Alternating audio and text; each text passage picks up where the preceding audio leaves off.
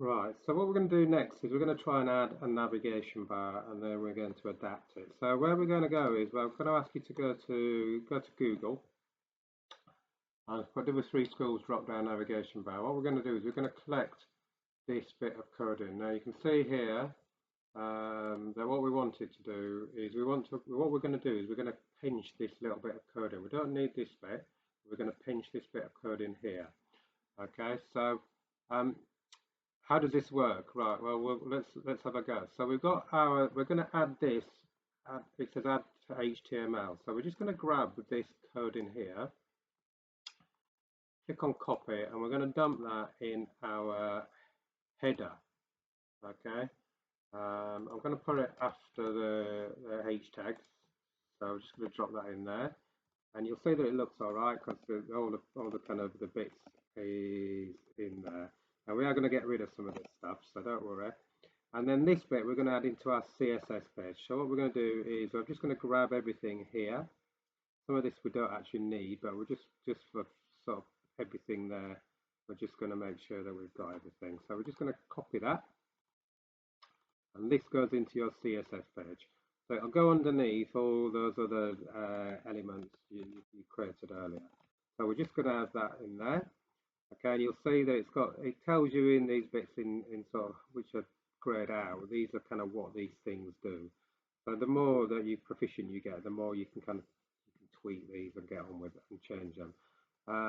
This also helps with responsiveness as well. These are called media queries, and they kind of help the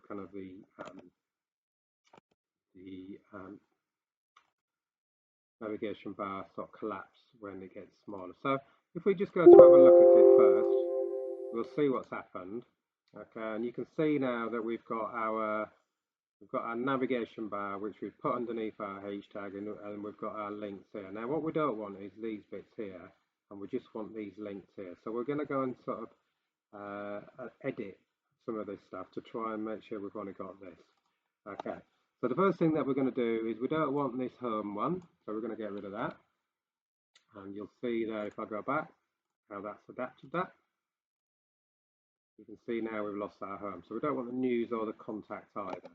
So we're going to get rid of the news and contact. And again, if we go back to here, you'll see that it's got there. So we're slowly getting rid of all the elements that we don't need. So also we don't need our about bit. Okay, so just be careful what you're deleting. Just make sure that you've got those there. And we've just got our drop down content. Okay, and we've got so now what we're going to do is these links here. Okay, you can see now we've only got these. So I'm going to change these headings here. So the white bit here, I'm just going to call this menu, and I'm going to call this homepage. And on my one, I think I've got a music page, and I've also got a content page. So I'm just going to call that content. And what we're doing is one of those requirements we had was to have a drop down menu. So you can see that we've got that there. Okay, so if I go to save, you can see now that I've got on my menu and it's got those things there.